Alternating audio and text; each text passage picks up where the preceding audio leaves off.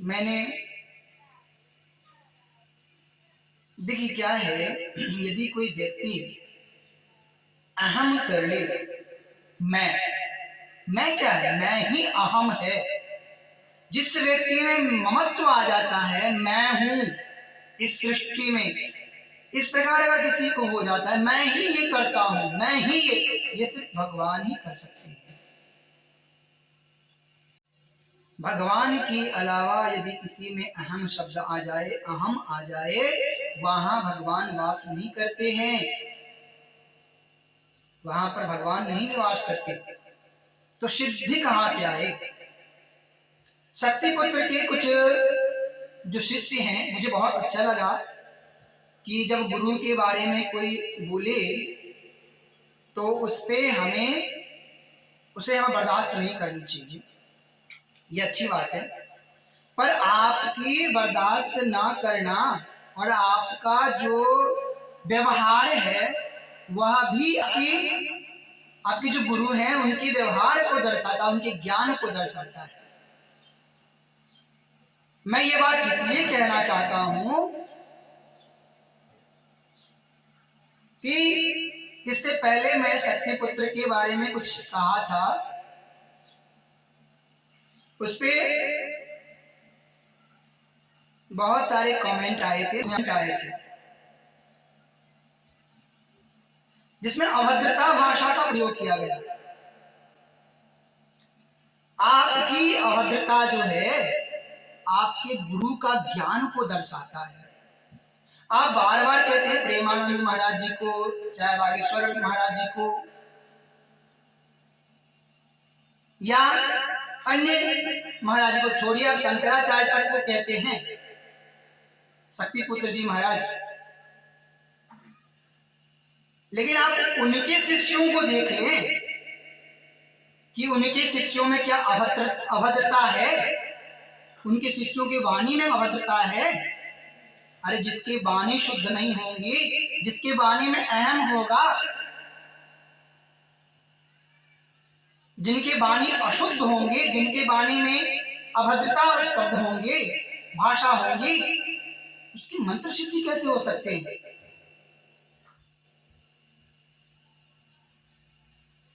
आप यदि उन्होंने कहा कि आप महाराज जी के देश को देख लें, फिर समझ में आएगा, फिर ज्ञान होगा। मैंने लगभग उनके सारे वीडियो देख लिए, पर मैं आपको बता दूं कि कुछ तो उन्होंने बहुत अच्छी बात कही है, मैं भी उनको उस बात को लाइक करता हूं, अच्छी बात है। पर कुछ चीजें ऐसे हैं जो एक सिद्ध पुरुष अगर है, वो ऋषि हैं, उस ऋषि में यह तत्व नहीं आ सकता, इस प्रकार की वाणी नहीं आ सकती।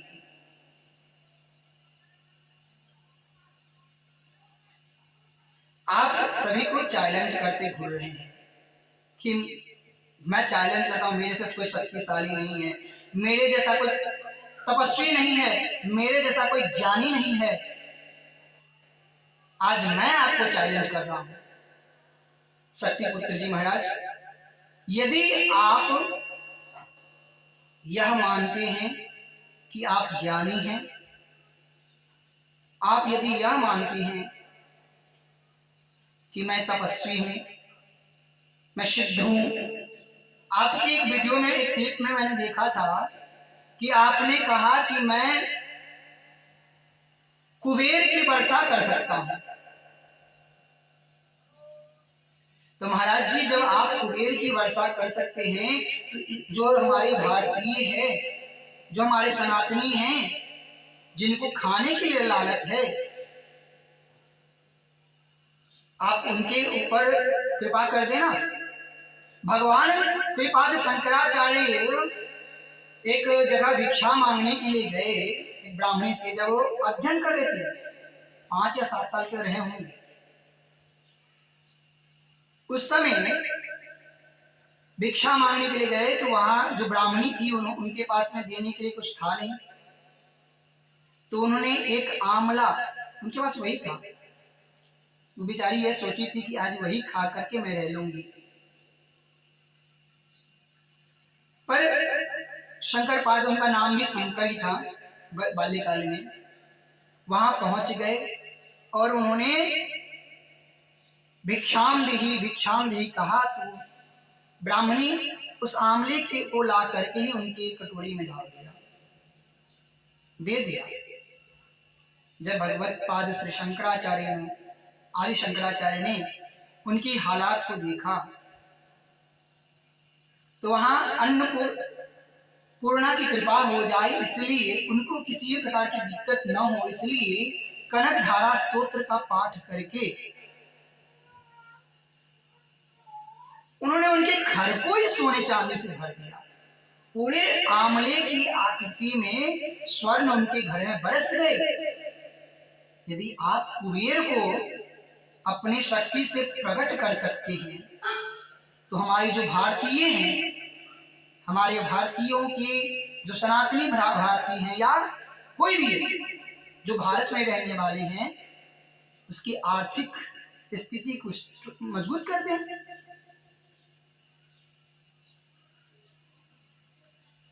और यदि आप अपने आप को ही एको हम द्वितीयो नास्ति मानते हैं, अहम ब्रह्मास्मि मानते हैं, देखिए आप में अहम है ये बड़ी बात नहीं है। भगवत पाद श्री शंकराचार्य में भी थोड़ी सी अहम आ गई थी।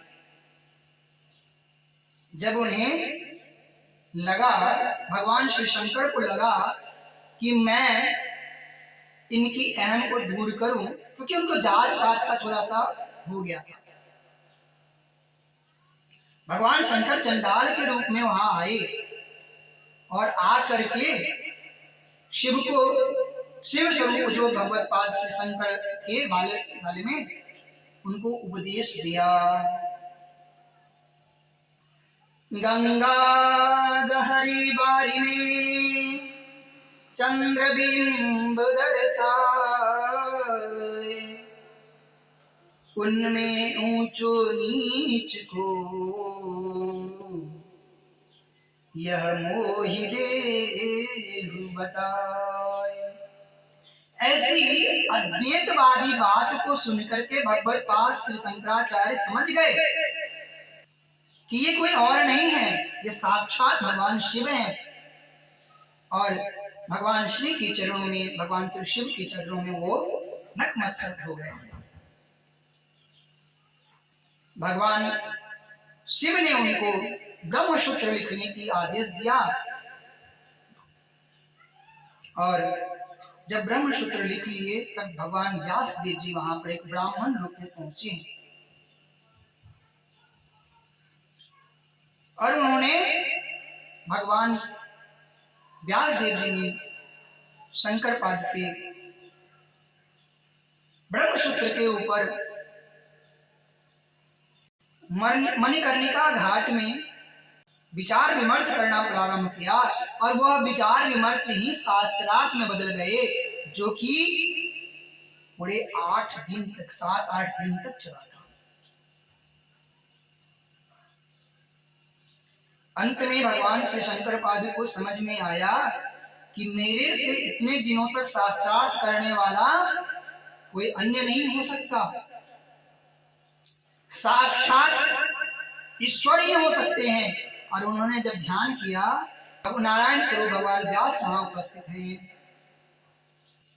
भगवान पाद के शिष्य लोग जो थे उन्होंने संकेत भाषा से शंकर शंकर साक्षात् व्यासो नारायण स्वयं,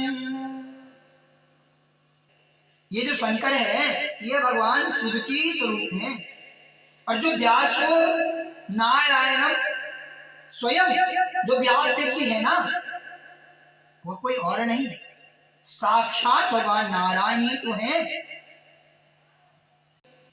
इस प्रकार वो सारे ब्रह्मांड में सभी लोगों से शास्त्रार्थ किए और तब जाकर के 4 पीठ की स्थापना की। अगर आपको भी लगता है कि एक शक्ति ही सबसे श्रेष्ठ हैं, इसके अलावा कोई नहीं। अरे मैं कह रहा हूं कि शक्ति ही सब है। राधा भी वही शक्ति है, दुर्गा भी वही शक्ति है, माँ पार्वती भी वही शक्ति है, लक्ष्मी भी वही शक्ति है। आप जिस स्वरूप में देखना चाहो, एक ही शक्ति अनन्य स्वरूप में है। भगवती की या जितने भी देव देवता हैं, उन सभी के एक एक सहस्त्र नाम होते हैं। कोई इस नाम से पूछता है, कोई इस नाम से पूछता है, कोई इस नाम का ध्यान कर पाता है, करता है, कोई इस नाम का ध्यान। अरे है तो एक ही ना। भगवती दुर्गा को अगर आप शक्ति मानते हैं तो भगवती दुर्गा की भी 32 नाम, जो 32 नाम वाली दुर्गा सप्तशती में दिया है, दुर्गा दुर्गति नाशनी, तो जो 32 नाम वाली दुर्गा सप्तशती में दिया है ना, वो भगवती के नाम तो हैं। अब वो अगर कोई वैसी भगवती का ध्यान कर ले, पूजन कर ले, चिंतन कर, कहाँ दोष है? वहां कोई दोष है क्या? सब एक ही हैं।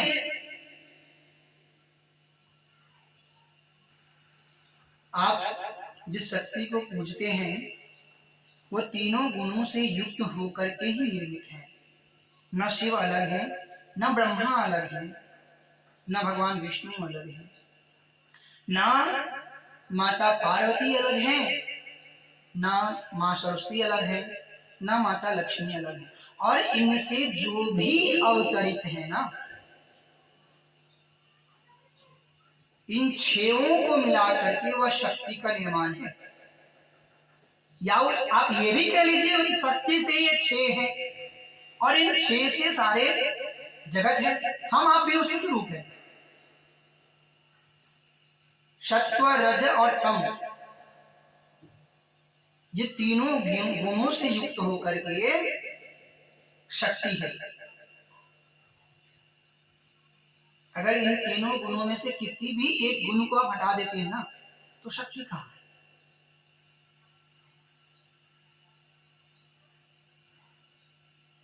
यदि आपको ऐसा लगता है कि एक शक्ति ही सत्ता है, इसके अलावा जितने भी देव देवता हैं वो सब मिथ्या है, और आपको अगर ऐसा लगता है कि मैं ही बड़े ज्ञानी हूं, तपस्वी हूं, सन्यासी हूं, ऋषि हूं, आपने एक वीडियो में कहा कि मैं ऋषि हूं, मैं कोई मानव नहीं हूं,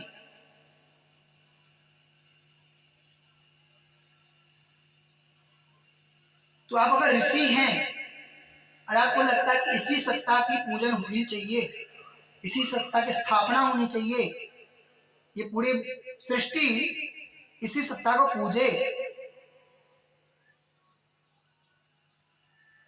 तो मैं आपको चैलेंज करता हूं कि तब आप भगवत पाद से शंकराचार्य की तरह, क्योंकि आपने भगवत पाद शंकराचार्य को भी गलत कहा है, तो भगवत पाद श्री शंकराचार्य की तरह पूरी विश्व में शास्त्रार्थ कीजिए। हर एक धर्म से, हर एक धर्म के धर्मगुरु से, हर एक धर्म के पे आचरण करने वाले, जैसे कथाभ्यास होते हैं, आप बार बार कथाभ्यास कर रहे हैं ना, तो हर एक धर्म के कथाभ्यासों से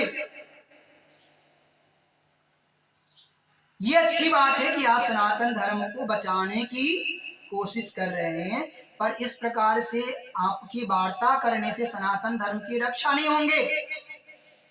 जहां तक कि सनातन धर्म का विध्वंस, यही कारण है जो आज सनातनी सनातन धर्म को छोड़ करके अन्य धर्मों में विभाजित हो गए हैं। आज आप कह रहे हैं कि मैं 250 या 256 लोगों को सनातन धर्म में लाया हूं। अरे जब आप में आपकी धर्म में एकता नहीं रहेगा, आप कहोगे कि शक्ति एक है, हम कहेंगे राधा से ही सारी शक्ति है। पुराण में भी ऐसी वर्णन है कि जिस पुराण को आप उल्टा लो, उसी पुराण की, उसी देव की विशेष वर्णन की गई है। तो सनातन की रक्षा कहां से होंगी?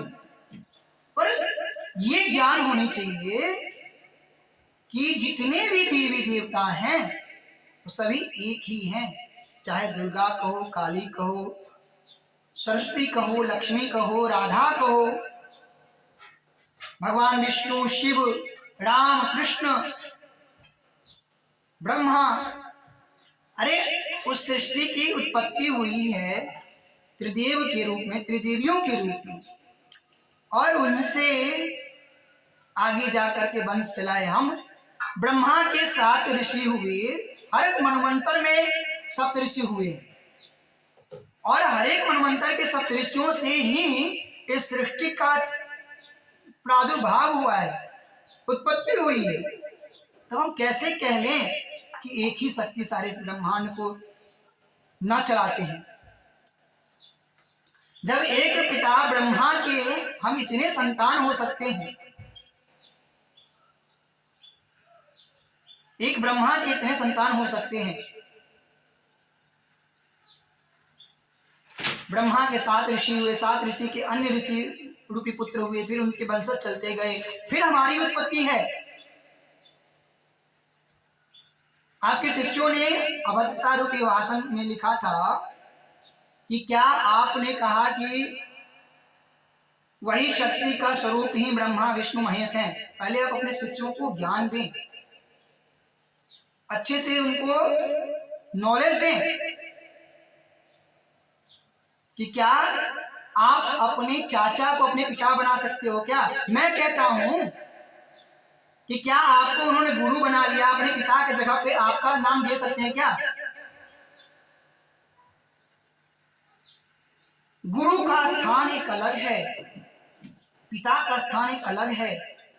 पिता को भी गुरु माना जाता है। सबसे पहला गुरु माता पिता ही हैं। हमारा शास्त्र तो साक्षात कहता है, जगता पितरौ वंदे पार्वती परमेश्वरौ। जगत के जब पिता ही माता पिता ही भगवान शिव और पार्वती हैं, तो हम भगवान राम को अपना पिता क्यों ना माने? हम कृष्ण को अपना पिता क्यों ना मान सके? ऐसी अभद्रता भाषा बिल्कुल भी शोभा नहीं देते हैं। अगर आप शक्ति के उपासक हैं और यदि आप साधनारत हैं, तो आपके शिष्यों में ऐसी अभद्रता कभी नहीं आएंगी। आपकी साधना, आपकी तपस्या और आपकी ज्ञान आपके शिष्यों से स्पष्ट हो रहे हैं शक्ति पुत्र जी महाराज। मैं विशेष नहीं कहूंगा, पर मैं इतना जरूर आपको कहना चाहूंगा कि यदि आप शक्ति की उपासना करते हैं, पहली बात तो उपासना गोपनीय होता है, उसका प्रचार प्रसार नहीं होता है।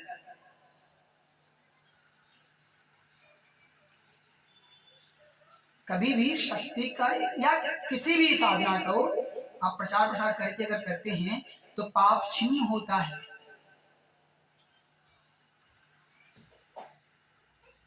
हम जितने भी यज्ञ इत्यादि करते हैं, यज्ञ साधना इत्यादि करते हैं, उन सभी का जो पुण्य है ना, वो देवताओं को प्राप्त होता है। उनकी पुण्य तो बढ़नी चाहिए, लेकिन उसके बाद भी जब उनकी पुण्य हो जाते हैं तो छिन्ने पुण्य मृत्यु लोके विशंति।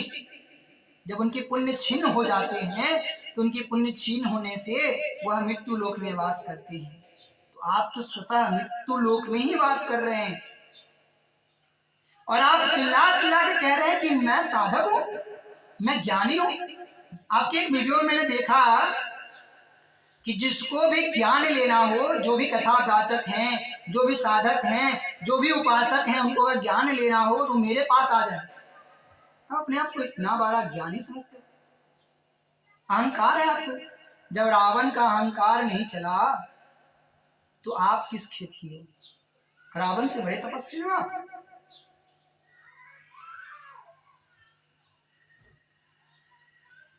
मैंने ये आपके ऊपर कहा, इसलिए क्षमा प्रार्थी हूं। मेरे गुरु ने कभी ये नहीं सिखाया कि अपने श्रेष्ठ का अपमान करो, वो कोई भी हो, किसी भी जात से हो, बड़ा है तो उसका सम्मान करो। पर मैं आपको सम्मान करता हूं, पूजनीय मानता हूं, लेकिन जब भी शास्त्र विरोध में आपकी बात होगी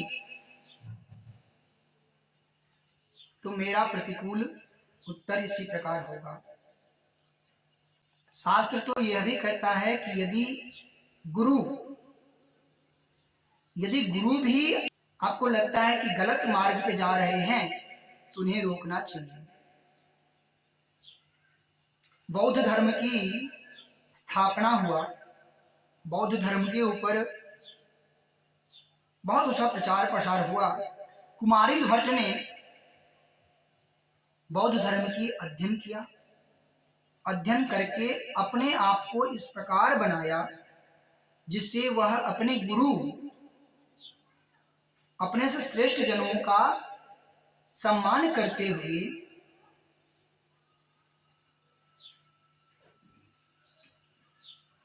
उनका प्रतिकूल उत्तर दे पाए।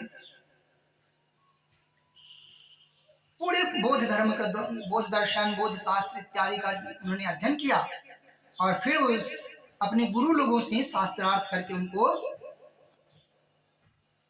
परास्त किया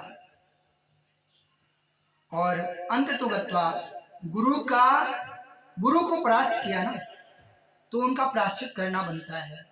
इसलिए आजाद कुमारिल भट्ट ने अपने आप को धान की जो भूसी होती हैं उससे ढक करके एक वृक्ष में बंद करके उसमें धान की भूसी भर के और अपने आप में आग लगा करके अपने आप को समर्पित कर दिए परमात्मा को। वहां शंकराचार्य पहुंचे थे उनको रोकने के लिए कि तुमने धर्म की स्थापना के लिए, धर्म की रक्षा के लिए अपने गुरु का प्रतिकूल उत्तर दिया है। पर कुमारिल भट्ट नहीं माने, बोले महाराज आप पूजनीय हैं, मैं आपको भी गुरु मानता हूं, लेकिन मैंने गुरु का अपमान किया है और इसका प्रायश्चित तो मुझे करना ही है। कुमारिल भट्ट ने अपने आप को समर्पित कर दिया परमात्मा के चरण में। आप इस प्रकार अगर आपको लगता है, अभिमान है, घमंड है कि मैं ही सर्वस्व हूं, मैं ही सर्वशक्तिमान हूं, मैं ही ज्ञानी हूं, मैं ही इससे पूरे ब्रह्मांड में सभी चीज को जानने वाला हूं, अन्य जितने भी वक्ता हैं, श्रोता हैं, ज्ञानी हैं, ऋषि हैं, तपस्वी हैं, तो मैं आपको बता दूं कि आपसे बड़े बड़े ज्ञानी, बड़े बड़े तपस्वी यहाँ विराजमान हैं। आप चाहते हैं तो पूरे ब्रह्मांड की भ्रमण करते हुए, ब्रह्मांड की परिक्रमा करते हुए, शास्त्रार्थ करते हुए अपने शक्ति पीठ का स्थापना करें। श्री राम जय जय